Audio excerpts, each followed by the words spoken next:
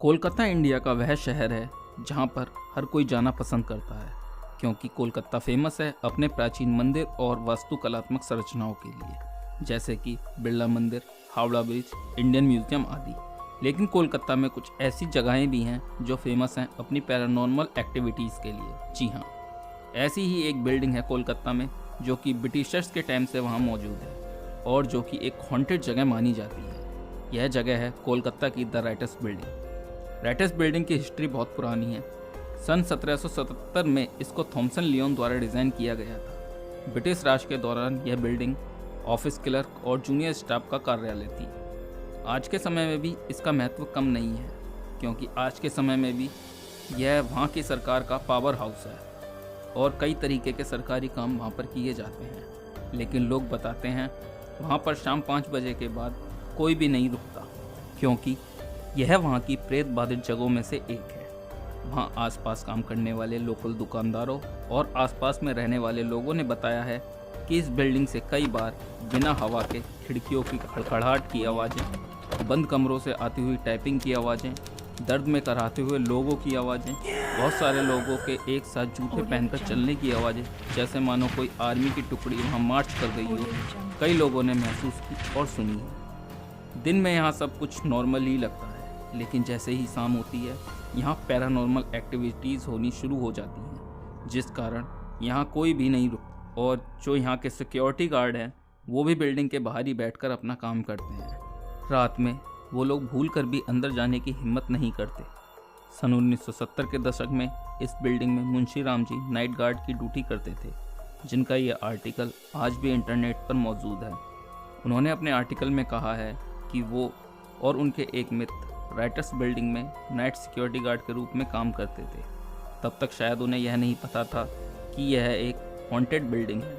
रोज की तरह मुंशी राम जी और उनके मित्र बिल्डिंग के गेट पर बैठकर अपनी ड्यूटी कर रहे थे कि तभी अचानक से बिल्डिंग के सबसे ऊपर वाले फ्लोर से किसी के गिरने की बहुत तेज आवाज़ आई।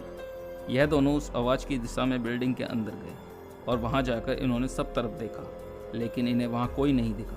यह जल्दी से बिल्डिंग के बाहर, जहां यह दोनों बैठकर अपनी ड्यूटी करते थे, वहां आ गए। यह दोनों बस यही सोच रहे थे, जो आवाज़ इन दोनों ने सुनी, क्या वह सिर्फ उनका वहम थी। अगले दिन सुबह को जब काम करने वाले लोग वहां आए तो इन्होंने जो कल रात आवाज़ सुनी किसी के बिल्डिंग से नीचे गिरने की, वहां काम करने वाले अधिकारियों को बताई।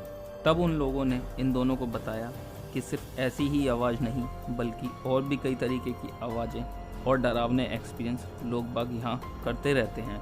और ऐसा हाल फ़िलहाल से नहीं, बल्कि अंग्रेज़ों के टाइम से है, क्योंकि यह बिल्डिंग एक हॉन्टेड बिल्डिंग है।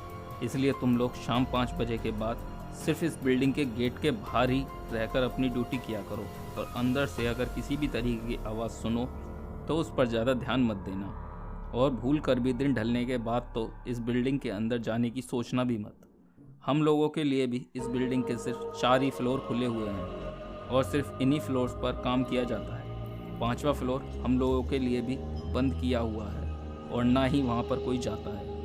5वें फ्लोर के सभी कमरों में ताला लगाया हुआ है और 2 कमरों को तो बिल्कुल सील किया हुआ है। उसमें जाने का कोई रास्ता ही नहीं है, क्योंकि लोग बताते हैं अंग्रेज़ों के टाइम का एक कर्नल, जो कि भारतीय कैदियों के साथ बहुत ही निर्दयता और क्रूरतापूर्ण व्यवहार करता था, उसके इस व्यवहार से परेशान लोगों में से 3 व्यक्तियों ने उस कर्नल की इसी बिल्डिंग के 5वें फ्लोर पर गोली मारकर हत्या कर दी थी। कहते हैं तब से उस कर्नल की आत्मा आज भी उस 5वें फ्लोर पर घूमती हुई लोगों ने देखी है। उसके चलने की आवाज़ें लोगों ने सुनी हैं। यह सब सुनने के बाद मुंशी राम जी बताते हैं कि हम दोनों ने उस दिन से ही वहाँ नाइट ड्यूटी करना बंद कर दिया। उसके बाद कुछ साल और बीते। लगभग 1982 में 2 और सिक्योरिटी गार्ड्स ने वहाँ पर पैरानॉर्मल एक्टिविटीज़ होने का दावा किया। उन लोगों ने भी बताया कि वह नाइट के समय में उस बिल्डिंग के बाहर बैठकर अपनी ड्यूटी कर रहे थे कि तभी अचानक उन दोनों में से एक सिक्योरिटी गार्ड की नज़र उस बिल्डिंग के सबसे ऊपर के फ्लोर की तरफ गई। उस फ्लोर के एक कमरे की लाइट उन्हें जली हुई दिखाई दी।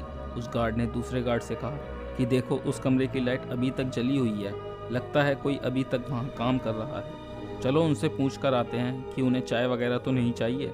लेकिन शायद दूसरे गार्ड को इस बिल्डिंग के बारे में पहले से पता था तो उसने अपने साथी को उस तरफ देखने से मना कर दिया और उसे लेकर जल्दी से बस उस बिल्डिंग से दूर चला गया। उस बिल्डिंग से कुछ दूर आने पर जब उसके साथी ने उससे पूछा कि हम अपनी ड्यूटी छोड़कर यहाँ क्यों चले आए, तब उसने अपने साथी को उस बिल्डिंग के भूतिया किस्सों के बारे में बताया।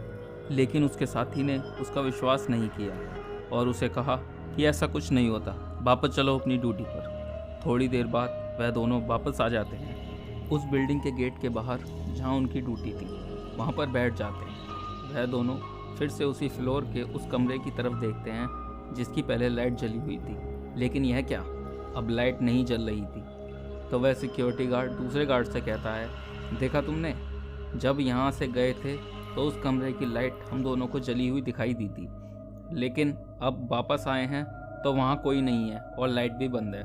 इस पर दूसरा सिक्योरिटी गार्ड कहता है, हाँ तो हो सकता है जब हम यहाँ से गए थे तो इसी दौरान जो भी अंदर काम कर रहा हो उसका काम ख़त्म हो गया हो और वो यहाँ से चला गया हो। वो दोनों आपस में बात कर ही रहे थे कि एक गार्ड की नज़र फिर से ऊपर की तरफ जाती है और ये क्या, इस बार फिर से उन्हें उस कमरे की लाइट जलती हुई दिखती है और साथ ही इस बार उन्हें वहाँ की खिड़की पर खड़ी किसी औरत की परछाई भी दिखती है। तो वो गार्ड अपने साथी गार्ड से कहता है, भाई तू तो कह रहा था ये हॉन्टेड जगह है, और वो देख उस कमरे की खिड़की पर कोई औरत खड़ी है, शायद वो अभी भी अपना काम कर रही है और हमें लगा वो चली गई है। यार वाकई में कुछ लोग बड़े ही मेहनती किस्म के होते हैं। रात के 2 बज रहे हैं लेकिन अभी तक अपने घर नहीं गई है। चल अंदर उनसे पूछ कर आते हैं, कहीं उन्हें चाय पानी की ज़रूरत तो नहीं है।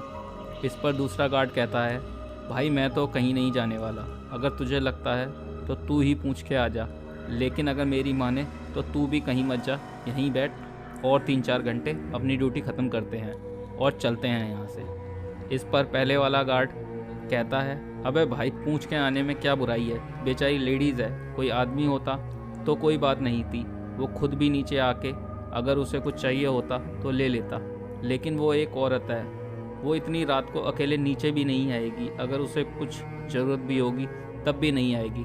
अच्छा चल तू यहीं रुक, मैं अकेला ही देख कर आता हूँ। और वो गार्ड अपने दोस्त को वहीं बैठाकर ऊपर उस कमरे में जाने के लिए चल पड़ता है जिस कमरे में उन्होंने लाइट को चलते हुए देखा था।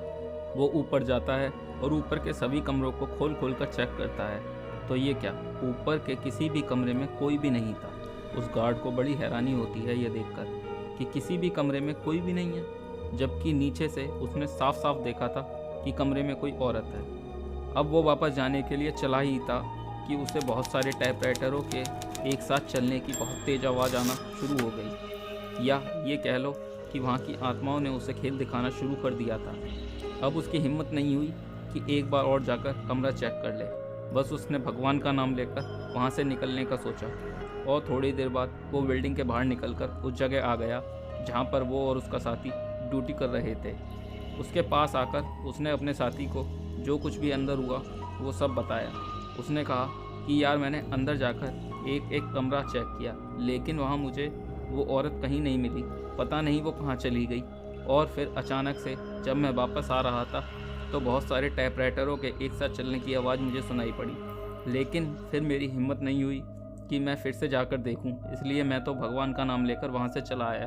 तभी दूसरा गार्ड कहता है कि अच्छा किया जो तुम वापस आ गए, अगर थोड़ी देर और अंदर रुकते तो शायद कभी वापस नहीं आ पाते। तो पहला गार्ड कहता है, ऐसा क्यों कह रहा है भाई? तब दूसरा गार्ड उसे बताता है कि जब तुम ऊपर अंदर गए थे तो मैं तुम्हें यहाँ से बैठकर देख रहा था, तुम सब कमरों में गए और तुमने सब कमरों की लाइटें ऑन भी की, तो मुझे एक औरत की परछाई तुम्हारे पीछे चलती हुई सभी कमरों में दिखी है। ये सुनकर तो अब पहले वाले गार्ड के आत्माओं फूल गए और अब वो कहता है कि भाई तू चल यहाँ से, मुझे नहीं करनी यहाँ नौकरी। और उसी दिन दोनों सिक्योरिटी गार्ड ने वहाँ से नौकरी छोड़ दी। उसके बाद भी वहाँ बहुत सारे लोगों ने पैरानॉर्मल एक्टिविटीज़ महसूस की है और आज तक करते हैं। यहाँ तक कि पैरानॉर्मल सोसाइटी के लोगों ने भी यह माना कि यहाँ पर कुछ ना कुछ तो एबनॉर्मल है और इस पर आज भी रिसर्च जारी है। आपको हमारी आज की कहानी कैसी लगी कमेंट बॉक्स में हमें ज़रूर बताएं। कहानी अगर अच्छी लगी हो तो लाइक करें, शेयर करें और हमारे चैनल को सब्सक्राइब करना ना भूलें। मैं मिलता हूँ आपसे किसी और वीडियो में किसी और कहानी के साथ। तब तक के लिए मुझे दीजिए इजाज़त। Bye bye, good night.